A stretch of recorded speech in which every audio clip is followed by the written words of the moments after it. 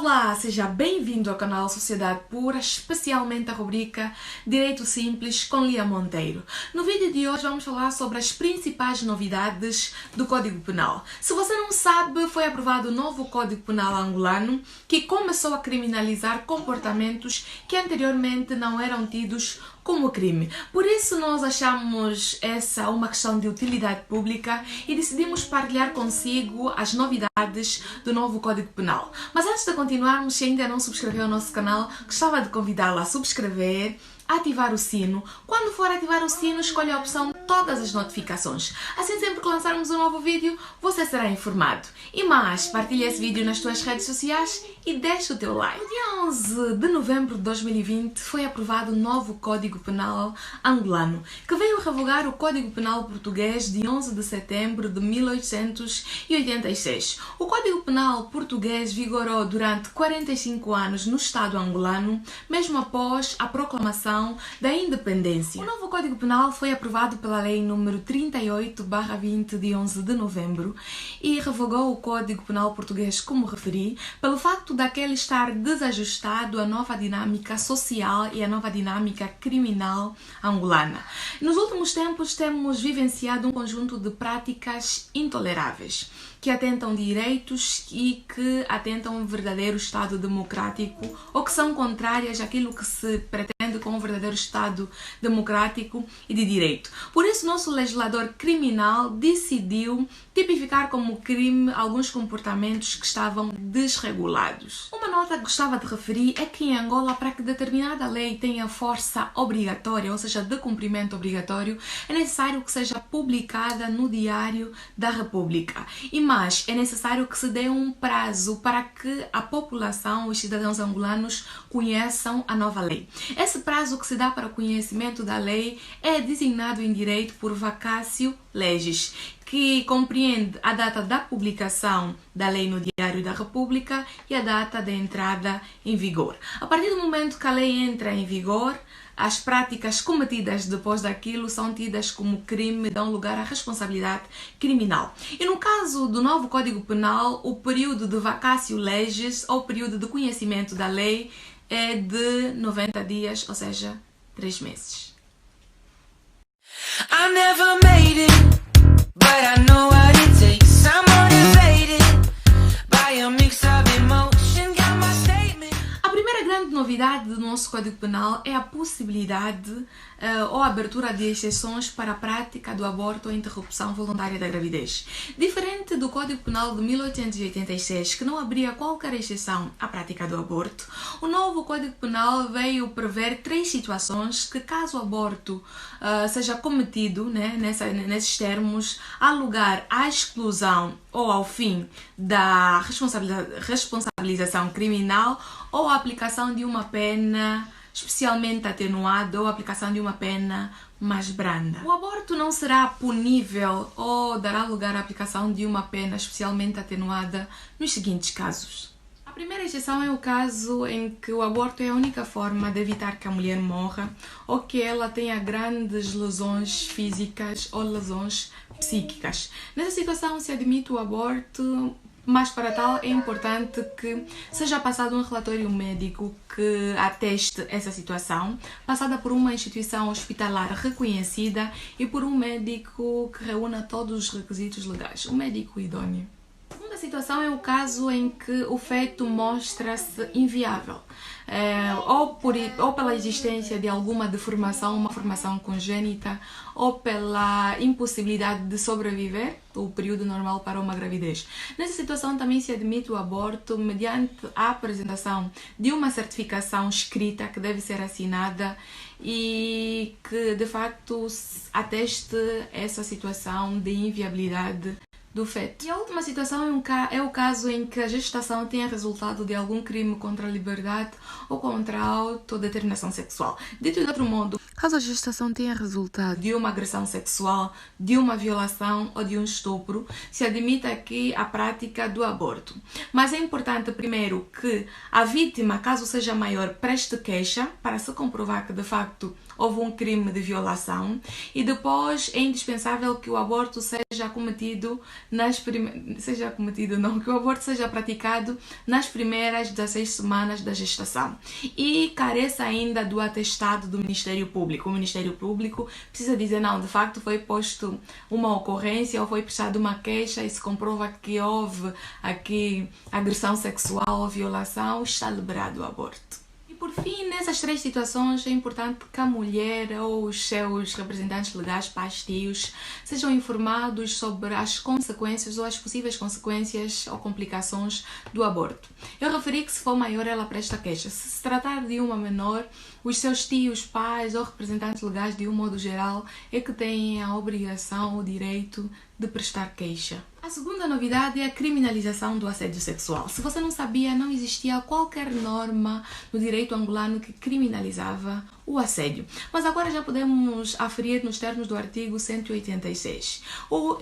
Comete-se o crime do assédio quando alguém que, por conta do poder de autoridade, que exerça domínio sobre alguém, em posição de chefia ou por conta do vínculo laboral, aproveita-se do poder, da autoridade que tem para constranger, para ameaçar, com base na fraude, com base em perturbações ou uma ordem, obrigar alguém a praticar sexo consigo ou com uma outra pessoa. O assédio sexual pode ocorrer tanto numa instituição escolar, quando diretores, professores, coordenadores de turma, aproveitando-se da posição de autoridade, obrigam as estudantes a ter sexo consigo mediante a promessa de uma vantagem, por exemplo, ou ainda numa igreja, numa instituição religiosa, onde as altas instâncias da igreja aproveitam-se do poder para obrigar as ovelhas a ter sexo consigo, aí também assédio sexual punível, ou ainda numa instituição empregativa, num local de trabalho, como anteriormente referi. E caso o assédio aconteça nesses termos, pode haver lugar a uma pena de prisão até 3 anos ou de multa até 360 dias. Caso a vítima for menor de idade, há lugar apenas a pena de prisão, que pode variar de 1 a 4 anos de prisão maior. A terceira novidade é a criminalização do tráfico de influência. Quantas vezes vemos pessoas que por conta da influência chegam numa instituição pública, fazem aí os seus movimentos, como se diz em Angola, e obtêm vantagens ou favores ou decisões ilícitas favoráveis para si. Caso isso aconteça, saiba, o tráfico de influência agora é crime. A quarta novidade, embora não tenha o impacto que eu desejava, é que foi aumentado a pena máxima em Angola. Deixou de ser 24 e passou a ser 25 anos nos casos de homicídio. E eu particularmente entendo que essa pena ainda é muito branda, porque nos últimos tempos temos visto crimes horríveis, homicídios horríveis, e essa pena ainda é muito serena. Mas talvez o legislador pense mais um pouco e daqui a alguns anos ou daqui a algum tempo tenhamos uma pena justa para crimes hediondos. A quinta novidade é que a agressão sexual ou a violação, mesmo que cometido contra a mulher ou contra o marido, dito de outro modo, mesmo cometido contra a cônjuge, dá lugar à responsabilidade criminal.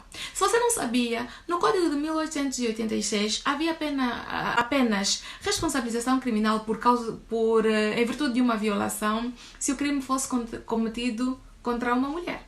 Mas agora, se você homem for violado, você pode denunciar, você pode ainda pedir uma indemnização por conta da agressão sexual, por conta de um sexo não consentido, em que o teu direito à autodeterminação sexual, a escolher com quem você quer ou não se envolver, for violado. Já sabe. E nesse caso se cometa o crime, a pena vai de 6 meses a 4 anos de prisão. A sexta novidade é referente à discriminação em virtude da orientação sexual. A discriminação em Angola sempre foi crime. A discriminação em virtude da raça, da etnia, do extrato social, mas não havia uma menção expressa à discriminação em virtude da orientação sexual. E se nós olharmos o nosso código, a nossa Constituição da República, no artigo 23, vamos ver aí onde se fala sobre o direito à igualdade, não há uma menção expressa referente à discriminação em virtude da orientação sexual. E pensando nisso, o legislador decidiu criminalizar essa prática nas seguintes circunstâncias. Em primeira circunstância, há crime de discriminação em virtude da orientação sexual caso alguém seja barrado de um emprego ou despedido de um trabalho por conta da opção sexual. A segunda é caso alguém seja proibido de exercer uma atividade econômica. Vamos supor que tem aí um funcionário público que diga: ele é homossexual, então eu não vou liberar o alvará dele comercial para exercer atividade econômica. Essa prática é tida como crime. Se você é homossexual e for recusado a venda de um produto ou de um serviço por conta da tua opção sexual, você pode denunciar, porque essa prática é criminosa. E se você é homossexual, está a desempenhar um determinado trabalho, é punido ou despedido por conta apenas da opção sexual, isso também é crime. Você pode prestar uma queixa para responsabilizar o infrator. E caso você for barrado, caso a sua entrada num estabelecimento público ou privado for condicionado por conta da tua opção sexual, você pode igualmente prestar uma queixa. E caso alguém pratique o crime de discriminação em virtude da orientação sexual, a pena pode ir de 2 anos de prisão a 240 dias de multa. E sem pensar ou sem esquecer que uma discriminação, uma humilhação pública gera danos morais. E você também pode pedir uma indemnização por conta desses danos morais. Então, se você é homofóbico, aprenda. É melhor se desfazer disso, porque não ajuda ninguém. Eu acho que o legislador esteve bem posicionado quanto a essa situação, porque todos devem ter os seus direitos respeitados, as suas escolhas, as suas opções e os seus quereres. Cada um tem o direito de formar as suas convicções como bem entender. A 7ª e a penúltima novidade é o abandono de assistência. É muito frequente na realidade angolana vermos pessoas que são condenadas pelo tribunal a prestar assistência, a pagar uma pensão, deliberadamente dizerem: não vou pagar porque a mãe do meu filho me aborrece, porque a minha ex-mulher, porque o meu ex-marido não merece, porque não quero, porque acordei mal. Saibam a partir de agora que o novo Código Penal criminaliza o abandono de assistência quando não exista nenhum motivo legal ou nenhuma causa justa que legitime esse comportamento. Antes de fazer um filho, para não ser obrigado a pagar a prestar assistência, use preservativo. E se for condenado a prestar assistência, faça o cumprimento, porque agora é crime, já dá cadeia, né? Então, vamos ser mais prudentes com as nossas obrigações. Evitar os crimes para não sermos condenados. E a última novidade é a criminalização do ultraje ao Estado, seus símbolos e órgãos. Os do meme, prestem bem atenção nesse ponto. Este crime veio proibir os cidadãos de adotarem comportamentos públicos que tenham como objetivo difamar, insultar, ofender a dignidade de alguém, injuriar. Quando digo ofender a dignidade, é adotar comportamentos que são contrários aos direitos que a Constituição reconhece às pessoas. Quer por meio de imagens, por meio de palavras, por meio de escritos ou por meio de desenhos. Contra, primeiro, o Estado angolano, depois contra o Presidente da República e depois contra os outros órgãos de soberania. E quem optar por esse crime pode lhe ser aplicada uma pena de prisão que vai de 6 a 3 anos, ou ainda uma pena de multa que vai de 60 a 360 dias. Mas eu gostava de fazer uma nota importante aqui. Uma nota que eu gostava de referir aqui é que o ultraje contra o Presidente da República não nos inibe de exercermos o nosso direito à liberdade de expressão. O que quer dizer que a gente ainda pode pegar uma foto do Presidente, publicar e fazer uma crítica objetiva em relação a um aspecto em que o Presidente esteja a falhar, né?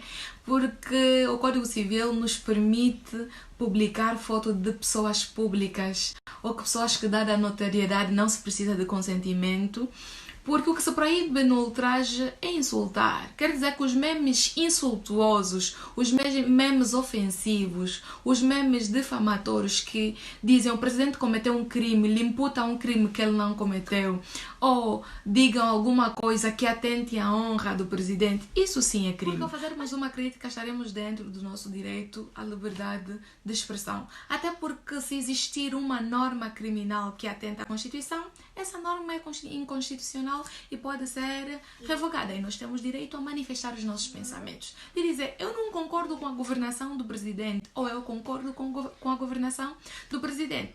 Porque quer os que dizem que concordam, os que dizem que não concordam, estão a exercer o seu direito. O seu direito a manifestar a sua opinião sem sofrerem represálias. Esse foi o nosso vídeo de hoje, foi a parte 1. Se vocês quiserem uma parte 2 sobre as novidades, porque há muitas novidades no Código Penal, é só escreverem aí nos comentários. Eu terei muito gosto em fazer um segundo vídeo, um terceiro, um quarto, um quinto. Então esse foi o nosso vídeo de hoje e até o próximo vídeo, se Deus quiser. Inscreve o nosso canal, clique na opção todas as notificações, deixa o teu like e o teu comentário. Partilha esse vídeo nas tuas redes sociais.